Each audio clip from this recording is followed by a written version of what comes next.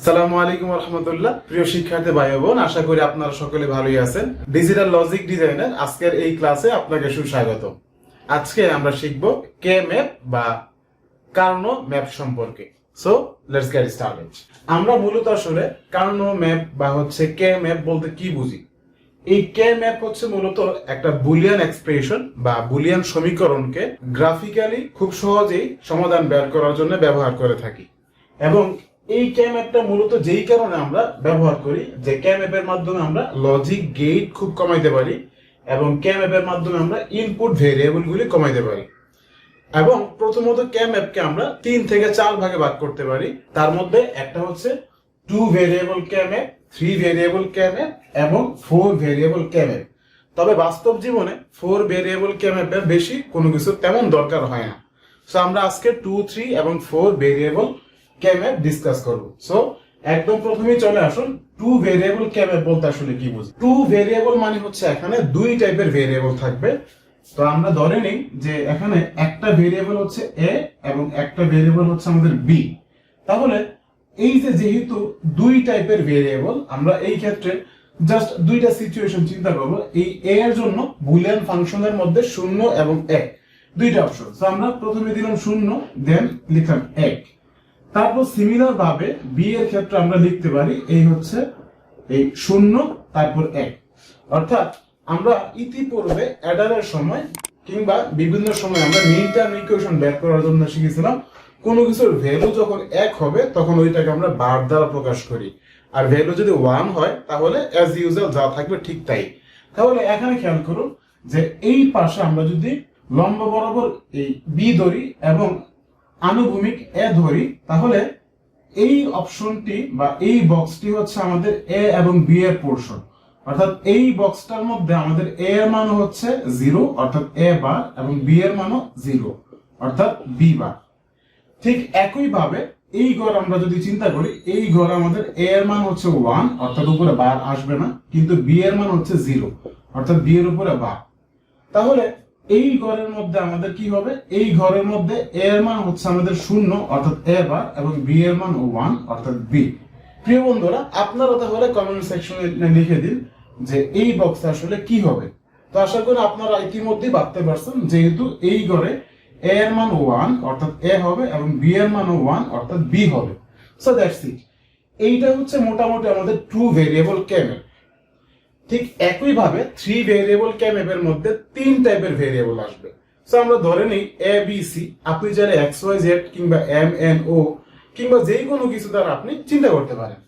তো আমরা 3টা ভেরিয়েবলের জন্য জাস্ট এই বক্সটা আমরা আঁকলাম। একদিকে থাকবে আমাদের 2টা ইনপুট এবং আরেক দিকে থাকবে আমাদের একটা। সো আমি এই দিকে এ ধরে নিলাম এবং এই দিকে আমরা বি সি ধরে নিলাম।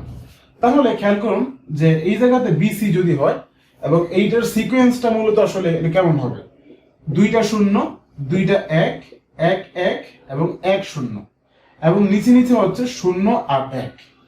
আচ্ছা, সো এই সমীকরণটার জন্য আমরা খুব সিম্পলি লিখতে পারি, দেখেন এ এর মান 0 এই পুরো লাইনের জন্য অর্থাৎ এ বার, এই হচ্ছে আমাদের এ বার এ বার এ বার এ বার।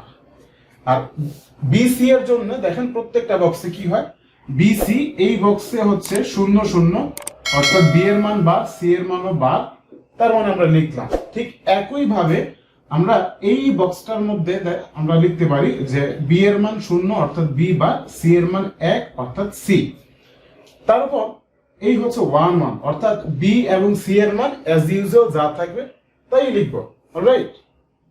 তো ঠিক একই ভাবে এই বক্সের মধ্যে আমরা বি এর মান থাকবে 1 অর্থাৎ অ্যাজ ইউজুয়াল, আর সি এর উপরে যেহেতু 0 অর্থাৎ সি এর উপর একটা বার চলে আসবে।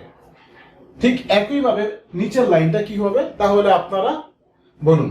নিচের লাইনটা এই হচ্ছে আমাদের এ এর মান 1 অর্থাৎ নিচের লাইনে জাস্ট ফ্রেশ এ হবে, এখানে এর উপর বার হবে না। দেন বি আর সি এর জন্য 0 0 দ্যাটস ইট এবং B bar C B C B C bar, sorry এই জায়গায় আমাদের এ হবে।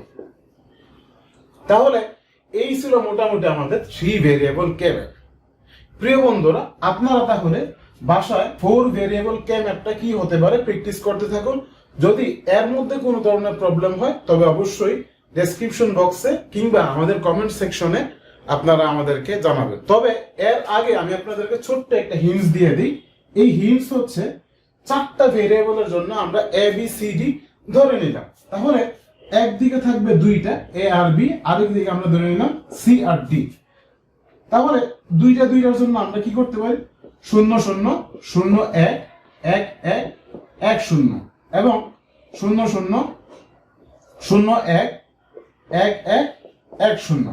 এখন আপনি এই সিকোয়েন্সটা ফলো করলে আপনি জাস্ট বিল্ড আপ করে নেবেন। একদম প্রথম বক্সের জন্য এ আর বি এর মান 0 0 অর্থাৎ এ বার বি বার, এবং এই বক্সের জন্য সি আর ডি এর মান 0 0 অর্থাৎ C bar D bar. That's it.